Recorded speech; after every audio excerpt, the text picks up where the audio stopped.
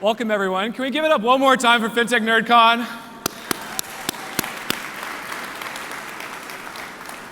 I am so excited to be here for the inaugural annual Fintech NerdCon conference. I think they have done a great job, and I'm so glad that I get to share it with all of you. For people who I haven't met before, I'm Nick Milanovich. I'm the founder of This Week in Fintech, and I am sitting across from the lovely Cristina Junqueira, co-founder of Nubank. For people who, well, everybody in this room is familiar with Nubank, so I could probably skip a lot of the details, but what you may not know is that they recently passed 120 million global customers. That's about 1% of the world's population. Actually, I think as of Q3 earnings, which came out a week ago, is 127 million. 127, yes. Incredible. It's also now the largest company by market cap in Brazil, surpassing some of the OGs like oil and gas company Petrobras, which is just reshaping the dynamics of the Brazilian equities markets. And most excitingly for all of us, it sounds like Nubank is about to take on one of its most audacious growth initiatives yet, expanding into the US. And Cristina, I believe you're now a Miami local, is that correct? That is correct. Coral Gables local, to be specific. Well, congratulations. I'm so curious to hear a little bit more about what the next year has in store. Yeah. Maybe we can start with the US expansion. I believe Nubank just secured a US charter. Can you tell us a little more about We that? have applied to a US charter, but first, good morning. Thanks everyone for having me here. Thanks for the invitation to be here. It's a pleasure to be here in this conference. Very excited to see Miami as a big city for fintech, for digital assets, and a lot of development, a lot of action happening here locally. So thanks for having me. The United States, it's so exciting. So we did file for a federal bank charter late September. I believe it might have been September 28th or 29th, like the date that we filed with the OCC. And that's in the context of, again, we were born and raised in Brazil, and then eventually expanded into Mexico and Colombia. And I've been personally focused on our international expansion for a few years now. More recently, very focused into the US expansion. And the reality is, it's a lot of work to build country number 4, right? It's a lot of work on the platform side, on the product side, on the regulatory side, on the compliance side, on the risk management side. And sure, there are countries that are more complex to build, and some that are a little less complex, but a lot of it is very similar. Like there's no country that is like, oh, it's so easy and so fast to build. So in that context, it does make sense for you to make that investment in a scenario that could have a higher reward, right? Like if the cost is going to be there anyway, why not go for one of the countries that has the largest markets in the world, right? Like the US is the largest, most sophisticated, most competitive market in the world. So it did make sense for us to make this investment because when we look into the US, even a sliver of it can be bigger than our entire Brazil business, which is 90% of our business. So that's a little bit of the thinking. Having said that, the other thing that we look a lot into is we already have a lot of customers here. When you're serving 3 of the largest countries in Latin America, and the US is increasingly more, a country with a lot of Latin influence. We already have a lot of customers living, residing, working out of the United States, a lot of people coming in and out of the US. And a lot of these customers, they're here and they're saying, oh my God, I can't find anything like Nubank here. Why aren't you guys here? So they're already asking us for products, right? So we see this, at least initially, as a natural extension of our ability to serve customers on this side of the border. So there's a lot of already demand for our products here. So that's a little bit of our thinking. We also like to really embrace regulation wherever we go. Mm-hmm. So it did make sense for us to kick off this process by filing for a license, because there are different ways that you can skin the cat. Different companies might choose to do differently. We like to own our destiny. We like to build those relationships with the regulators early and often and in a thoughtful way. So all that has led us to the filing that you're referring to. Well, I feel like it really speaks to the DNA of Nubank as an organization, that really you're building a good business by understanding what customers' needs are and serving them appropriately, and not shying away from ambitious goals, but really trying to actually build a good product that works well for people and working with regulators in order to do that. I also noticed that Nu recently passed 13 million customers in Mexico, one of your other international expansions. I'm curious what learnings you're planning to leverage from that might apply here. So many. So Mexico was the first international market for us, right? It was the first time that we ventured out of Brazil. And frankly, when we started Mexico, we didn't know what we were going to find. We didn't know if we're going to show up there and hear crickets, no one would give a damn. So we did it in the scrappiest way possible. We were very young as a company. So there was a lot of just being very fast, not necessarily solving for scalability, not necessarily solving for stability, because all that was pointless if no one gave a damn, So we are thinking about this very differently today. Even building Colombia was a little different than building Mexico. There's a lot that we've been doing in Mexico for a while now that is already in a very different direction than where we started. Actually, you probably have seen that we got approval for a bank license in Mexico as well earlier this year, I want to say. And we are working really hard to be able to open the doors to such bank as quickly as possible. So that's a very different direction than where we started in Mexico, which was let's put something out there. Let's see if people are even going to care. That's a very different mindset than the one that we have today. I mean, 13 million customers is bigger than a lot of banks operating in the region. It's really impressive. And people hear banks, and it can mean a lot of products to a lot of different people. Some people think that you're primarily talking about a savings institution, or you're talking about a payment account. But Nu's origins are really in credit in Brazil. That's what helped you scale. And I'm curious how much of a role you see that kind of credit-oriented approach playing in the US expansion? Or do you see there being kind of different product sets that'll really appeal to the market you're building here? So in the business plan that we filed with the OCC, if you go look for it, and I know a lot of people have, you're gonna see that we're planning on offering deposit accounts, right? Debit cards, credit cards, personal loans, kind of like the plain vanilla situation with retail banking. I think doing credit is a big advantage that we have. A lot of fintech companies out there, even the ones that call themselves digital banks, they've come into this from the other side of the balance sheet, right? Opening the accounts, trying to get the deposits, doing debit cards.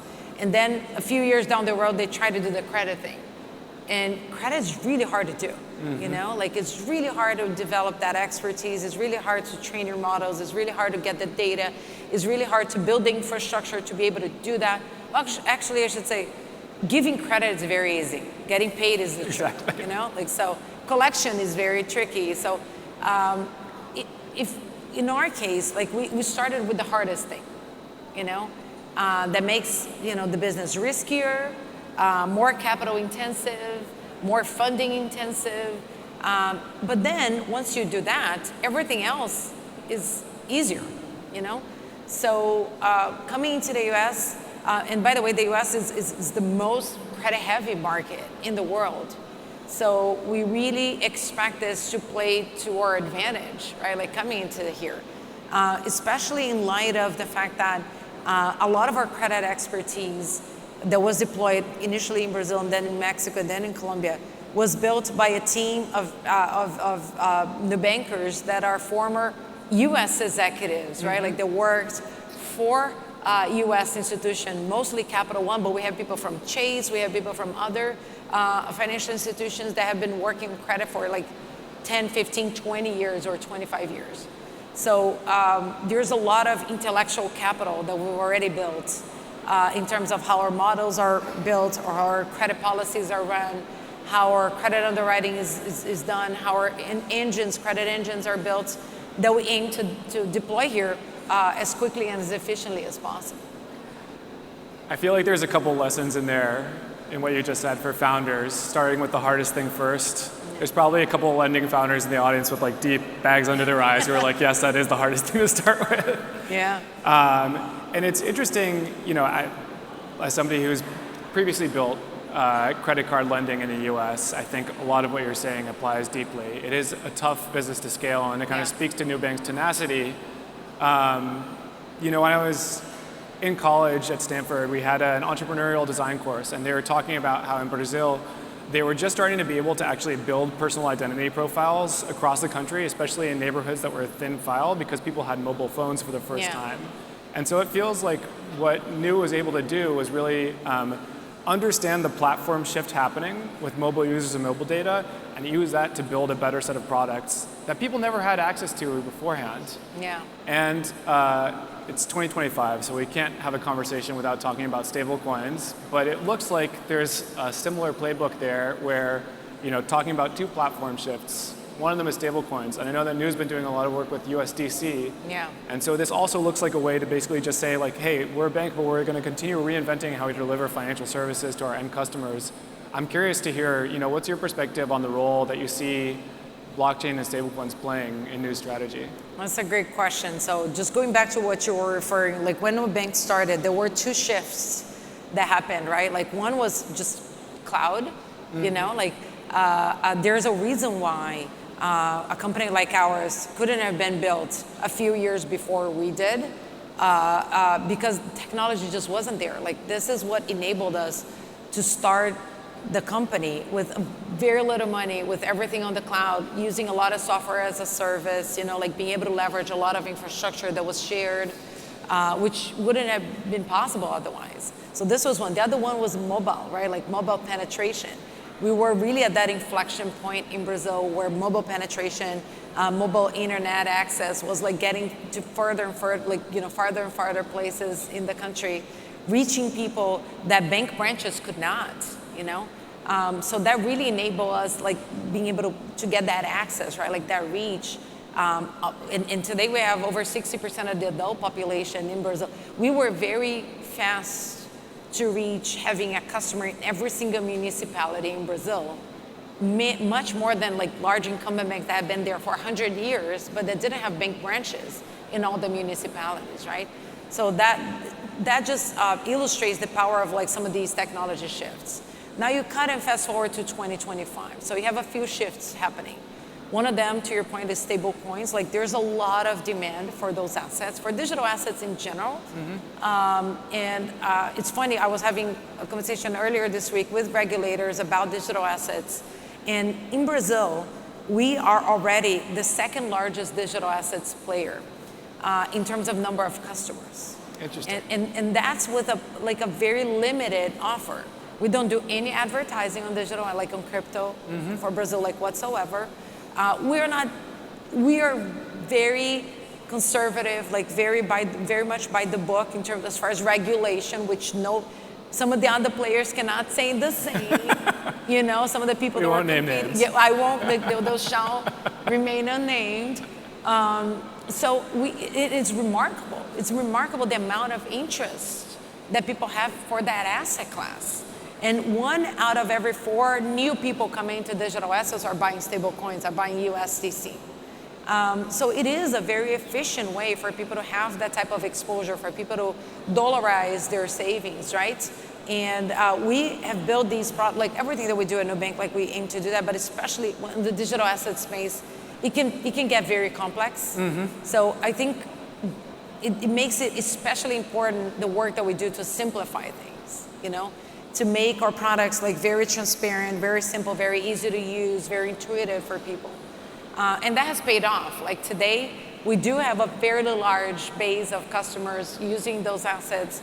And this is a bit of a turning point as well, right? Like for digital assets, we're seeing, again, this increase in interest. We're seeing, like, of course, there are regulation changes in the US. They're kind of like driving a lot of openness, to digital assets all over the world. We're seeing more and more incumbent banks being open to this and carrying those assets in their offerings. So it is a very interesting moment for that technology.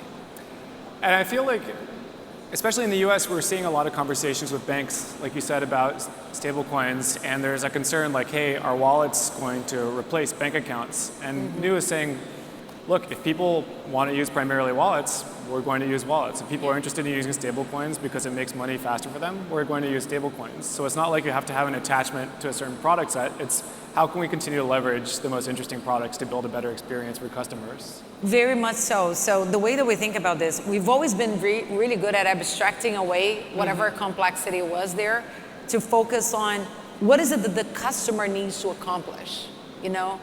And that won't change regardless of the rails that you're building on top of, right? Like it could be stable coins, it could be fiat, it could be whatever. But people, they're gonna need to earn money. They're gonna need to deposit that somewhere, a wallet, an account, you name it, right? They're gonna need to make payments. They may need to borrow. They're gonna need to save money. They probably wanna get paid on their savings. So it doesn't really matter what type of rails are there, you know? It matters that you're solving that need that customers have. So we've always been fairly agnostic to that while focusing on what's the job that needs to be done, like going back to the classic like product framework, right? What is it our customers are trying to achieve? And what's the most efficient, intuitive, simplest, you know, cheapest way that we can offer that to them? You know, the other big platform shift happening, and I'm just kind of like hitting the bingo card of like the 2025 topics. AI. Yeah, exactly. Bingo. Who has 22? Yeah, exactly. It's all AI. Yeah. But no, I know Nubank recently acquired Hyperplane, a great team. I actually had a chance to meet them and talk with the team before they're we wonderful. made the acquisition, and it's just super smart founders. Yes. And I know that there's probably a lot more going on under the hood in terms of AI initiatives, and I'm just curious to hear how you're thinking about that strategy as well. Yeah, of course. So that's the other big technology shift that we're living through, and what an exciting time to be alive. There's a lot that is still going to change, and we're leaning heavily into AI. We are trying to strike the right balance between, of course, like investing and having the teams, and you know, we made this acquisition. We're always looking into potential other targets of technologies or applications that can be like very powerful in the context of our business.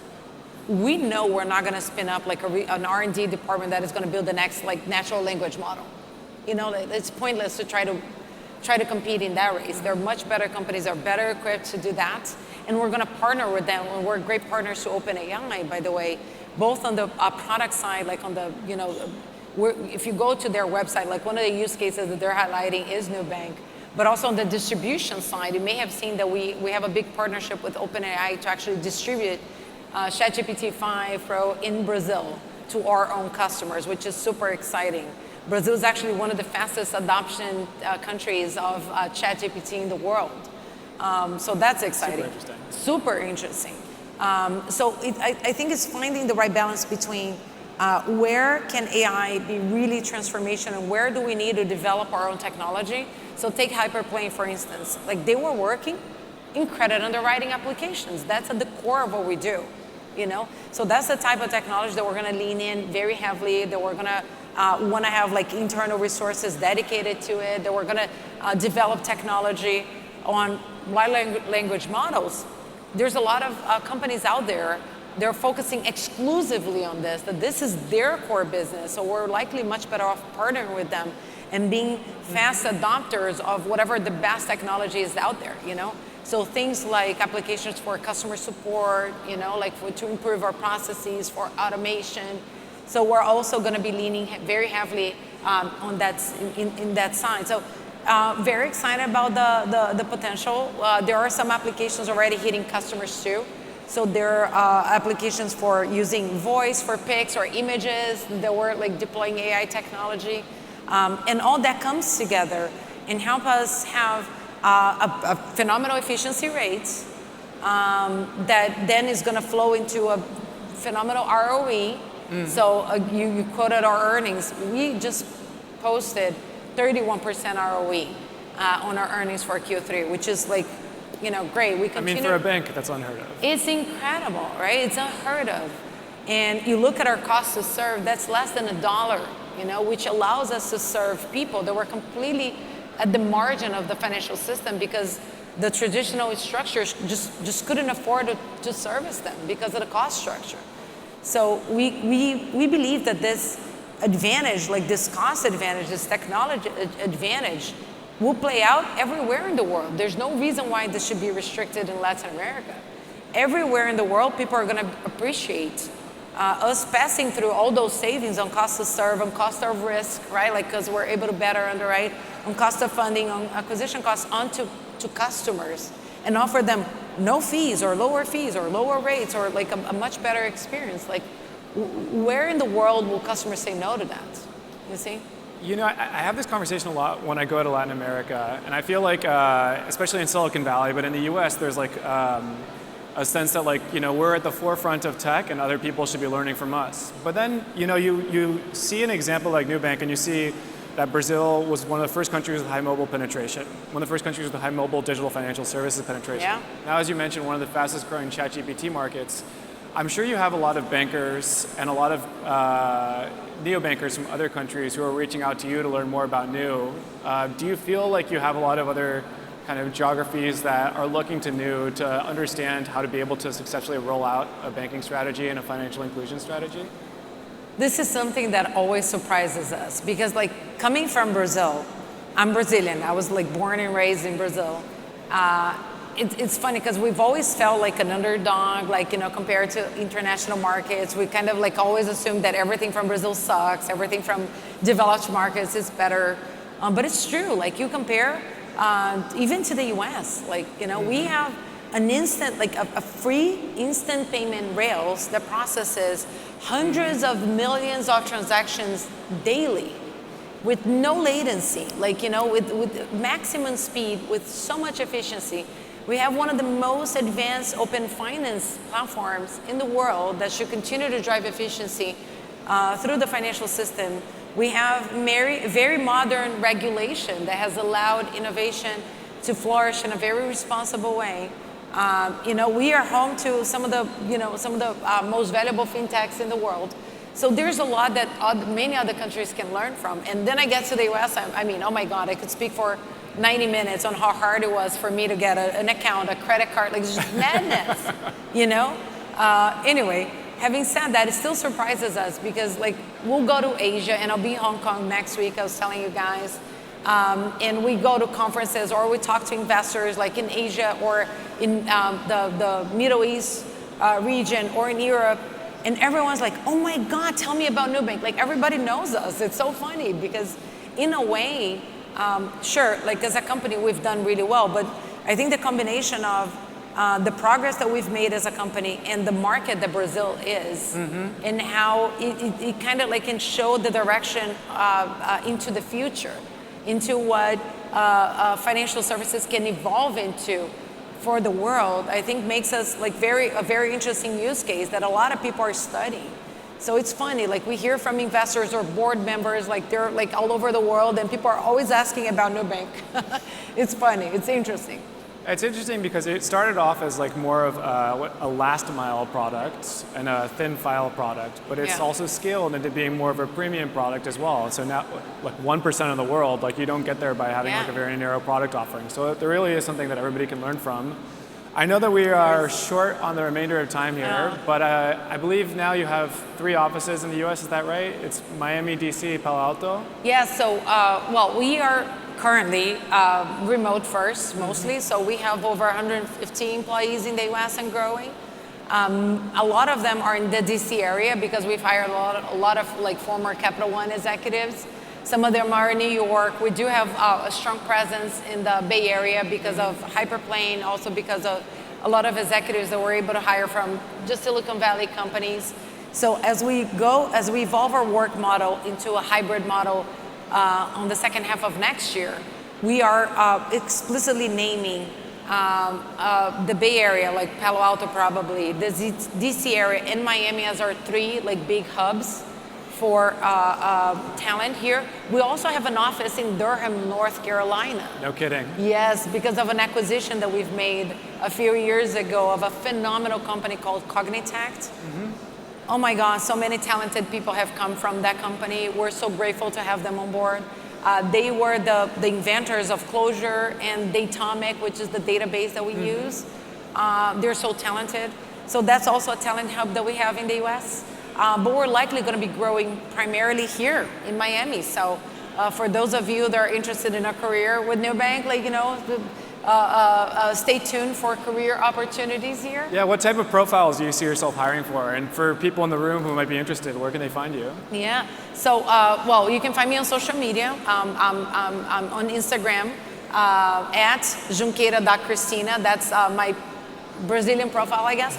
But I recently spun out a US profile, an international profile that is at Chris Junqueira International or something. You can look it up. I'm often talking about the open positions that we have. We're now hiring for 2 director roles, a global marketing director role that's going to be based out of Miami.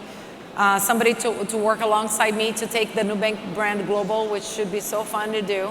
We're also hiring for a head of legal, a general counsel for the US bank, so that should be also fun. Mm-hmm. There should be more openings on the product side, lots of engineering openings, probably risk management as well, risk management compliance. We have a head of compliance already hired. She's great. Jennifer is phenomenal. So anyway, there should be many openings. Stay tuned for more career opportunities here. So you're going to be based here in Miami. Nubank's expanding the office in Miami. Well, the World Cup's coming to Miami too, huh? I know. Who are you going to cheer for?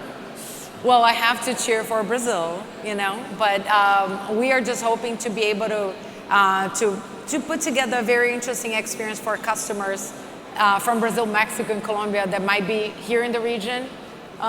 There could be some watch parties. Maybe a Nubank Brazil watch party coming up in Miami soon. Maybe a Nubank watch party, in Miami soon. We'll see. We're already discussing some interesting. Well, that sounds great. I don't know if I'm invited, but I would fly down for that. And hopefully when I do fly down, I'll be able to be using my new US account by the time I come down. Can't make any promises on timelines, but we're working really hard to make that a reality as quickly as possible. Well, I know you are working incredibly hard, so I appreciate you taking some time out of your schedule to come talk with us today. Thanks so much. Thank you for having me. It's a pleasure to be here.